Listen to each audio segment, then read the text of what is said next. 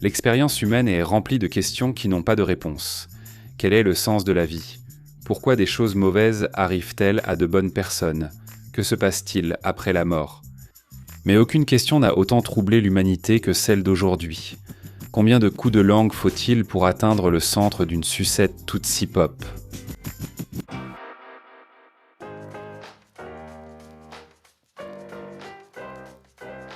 Avant d'aborder la science, nous devons d'abord parler du Tootsie Roll, sans lequel nous ne ferions que manger une sucette. Le mensonge officiel de l'entreprise est que le Tootsie Roll a été inventé par le propriétaire de confiserie Leo Hirschfield, le 23 février 1896, et le surnom Tootsie vient du petit nom de sa fille. Comme c'est mignon. Ainsi a été lancée la première confiserie emballée individuellement de l'histoire américaine. Avançons jusqu'en 1931, la société Tootsie Roll fabrique ses Tootsie Roll dans son usine basée à New York. Et à un moment donné, les dirigeants demandent aux employés de proposer des idées pour de nouveaux bonbons. Luke Wisgrom, l'un de ses employés, se souvient d'un jour où il mangeait quelques Tootsie Rolls de son entreprise à côté de sa fille, qui dégustait une sucette. À un moment, Luke, mâchant encore son Tootsie Roll, a goûté la friandise de sa fille et a été surpris par la bonne association des saveurs. Alors Luke a proposé son idée de Tootsie Roll avec sucette, et le Tootsie Pop est né.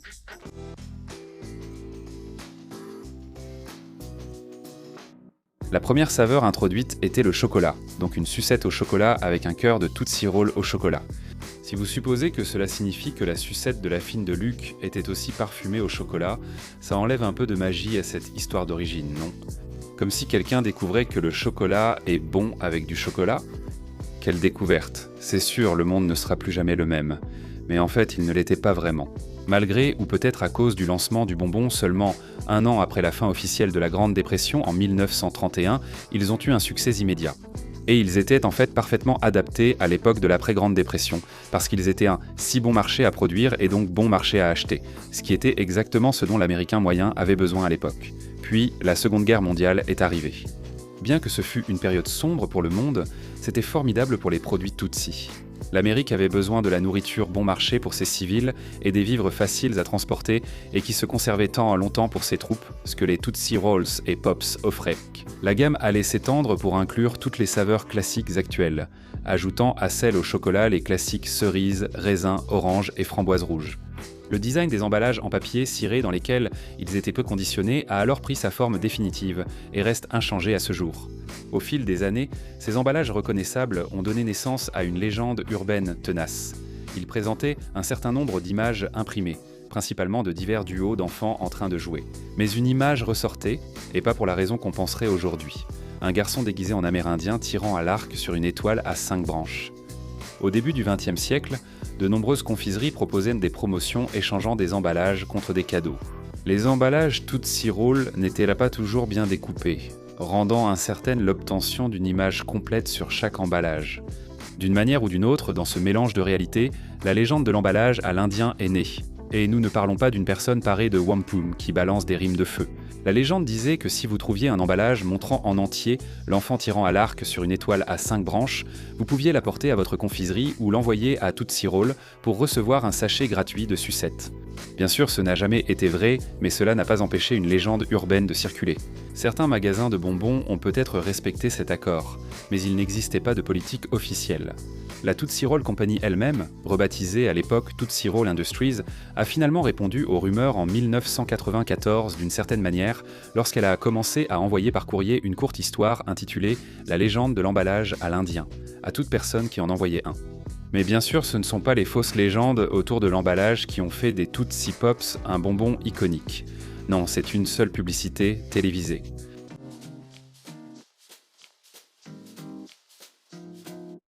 Nous sommes en 1969. L'alunissage, les émeutes de Stonewall, le festival de musique de Woodstock et peut-être le plus marquant, l'introduction de la question qui entrait l'humanité à jamais.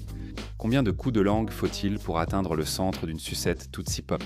L'histoire commence l'année précédente, lorsque Tootsie Roll Industries a engagé l'agence de publicité Donner, basée à Détroit, pour créer une nouvelle campagne pour eux. Les spécialistes du marketing ont bien repéré une tendance chez les consommateurs de Tootsie Pop, que vous connaissez sûrement si vous en avez déjà goûté. À savoir que, à un moment donné, tout le monde croque dans le cœur. Allez les enfants, Par sa nature même, une Tootsie Pop passe d'un bonbon que l'on suce à un bonbon que l'on mâche. Mais à quel moment précis ce changement se produit-il ? C'est là que réside la magie. Ainsi, une publicité animée de 60 secondes est née. Un jeune garçon, une Tootsie Pop à la main, demande à Mr. Cow combien de coups de langue il faut pour atteindre le centre Tootsie Roll d'une Tootsie Pop. Mr. Cow lui répond qu'il ne sait pas. Il finit toujours par croquer. Il lui dit qu'il devrait poser la question à Mr. Fox, qui est bien plus malin. Le garçon va voir Mr. Fox et pose à nouveau la question. Mr. Fox, avec ses lunettes de soleil stylées et sa voix à la Peter Lorre, ne sait pas non plus car lui aussi croque.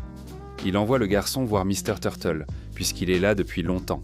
Mais hélas, Mr. Turtle non plus n'a jamais résisté à l'envie de croquer, et il l'envoie à son tour voir Mr. Owl, célèbre pour sa sagesse. Une dernière fois, le garçon pose la question. Mr. Owl, combien de coups de langue faut-il pour atteindre le cœur Tootsie Roll d'une sucette Tootsie Pop ? Monsieur Hibou propose une expérience et prend le bonbon du garçon. Il le lèche 3 fois en comptant 1, 2, 3, puis il croque lui-même dedans. 3, conclut-il. Le garçon sans bonbon s'éloigne en traînant les pieds et marmonne. Ce que je ne supporte pas, c'est un hibou malin. Un annonceur demande combien de coups de langue pour atteindre le cœur Tootsie Roll d'une Tootsie Pop. Le monde ne le saura peut-être jamais. La publicité serait réduite en version de 30 et 15 secondes la plus courte, centrée sur l'interaction avec le hibou, devenant la plus emblématique. Et elle a eu tellement de succès que c'est pratiquement la même publicité aujourd'hui. Sérieusement, l'an dernier, la société a sorti une version remasterisée pour 2025 avec le même script et la même bande-son.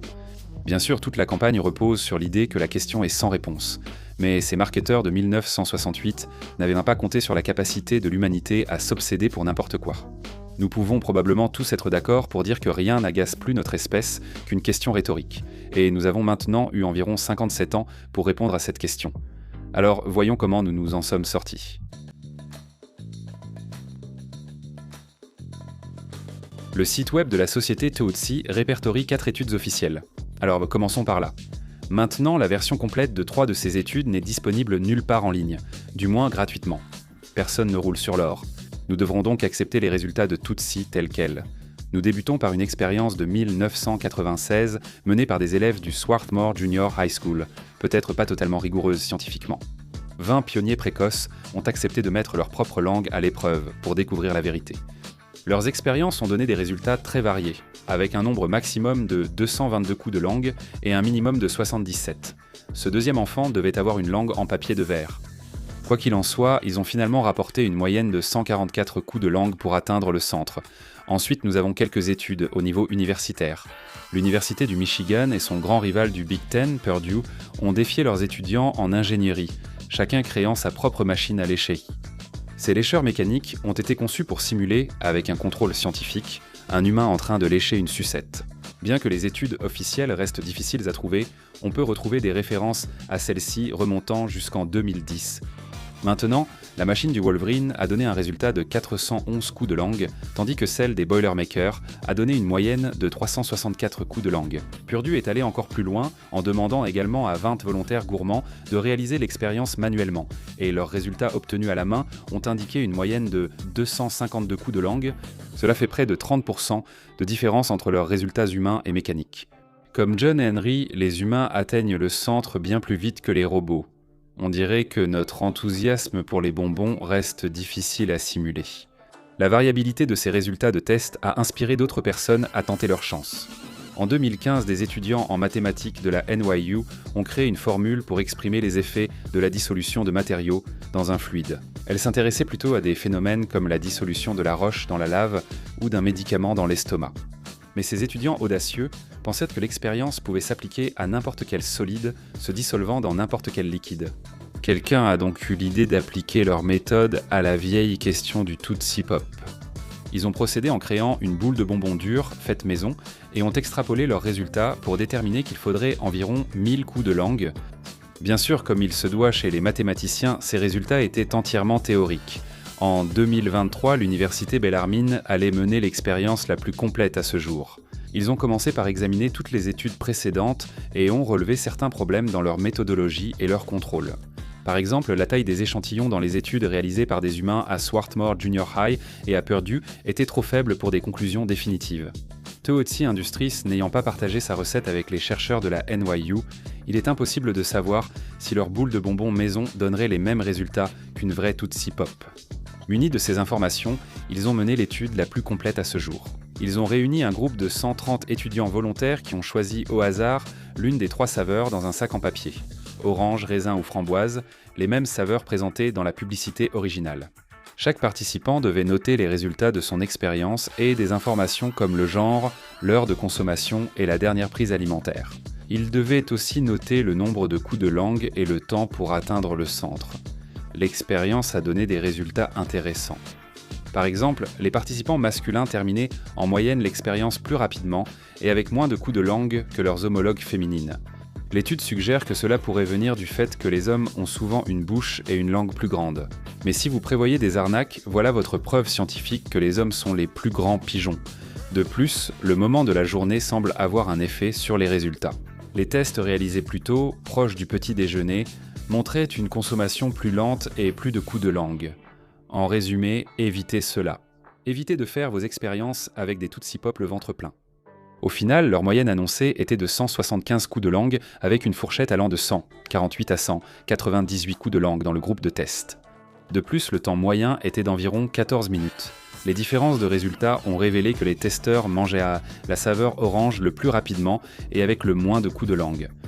Tu n'es pas content qu'on t'ait donné cette information ?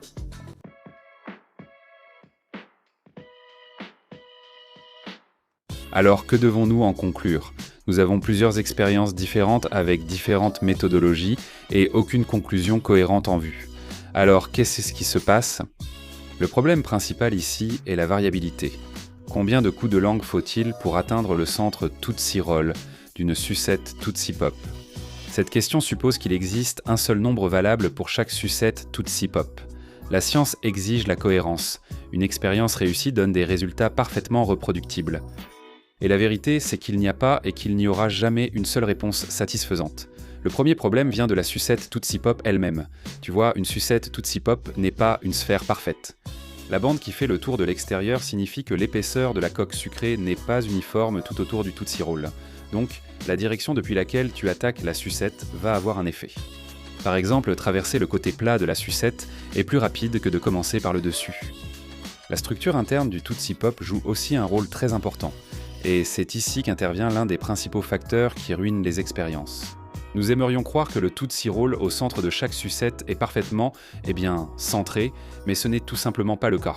Cela signifie que l'épaisseur de la coque sucrée varie et qu'on ne peut pas savoir où sont les zones les plus épaisses ou fines avant de le manger. Un Tootsie Pop peut sembler identique à un autre, mais ce n'est tout simplement pas le cas. Ensuite, il y a le consommateur. Les expériences de Bellman montrent que plusieurs facteurs liés à la personne qui lèche peuvent fausser les résultats. La grande variabilité humaine influence aussi notablement ces tests. Donc l'idée qu'il existe un résultat constant est une pure fantaisie. Le mieux que nous puissions obtenir, c'est une fourchette de résultats, ou une moyenne, et c'est tout ce que chacun de ces tests nous donne. En d'autres termes, l'annonceur original n'aurait pas dû dire que le monde ne saura peut-être jamais, alors que l'affirmation la plus honnête serait que le monde ne pourra jamais savoir. Nous ne pouvons jamais vraiment savoir ce qui se passe. Pourtant, cette question a une réelle valeur philosophique. Le philosophe Immanuel Kant a créé le terme « noumen » pour décrire une idée qui existe au-delà de la capacité des sens humains à la percevoir. En d'autres termes, il doit exister des choses dont nous savons que nous ne pouvons pas avoir connaissance. La seule véritable sagesse consiste à savoir que l'on ne sait rien. Penser que nous, humains, pouvons tout expliquer est pure arrogance. C'est nous, mec. L'univers est une rivière remplie de merveilles inconnaissables, et chacun de nous doit décider s'il peut se laisser porter malgré notre perspective fondamentalement limitée, ou être entraîné vers le fond par l'incertitude d'une réalité bien plus grande que nous. C'est du lourd. Kant avait saisi cet aspect de la condition humaine, tout comme la publicité des Tootsie Pops. Désormais, tu comprends aussi. Alors qu'en penses-tu ? Es-tu fan des Tootsie Pops ? Dis-le nous en commentaire. Pendant que tu y es, n'oublie pas de liker et de t'abonner, puis va jeter un œil à d'autres vidéos de Weird History Food.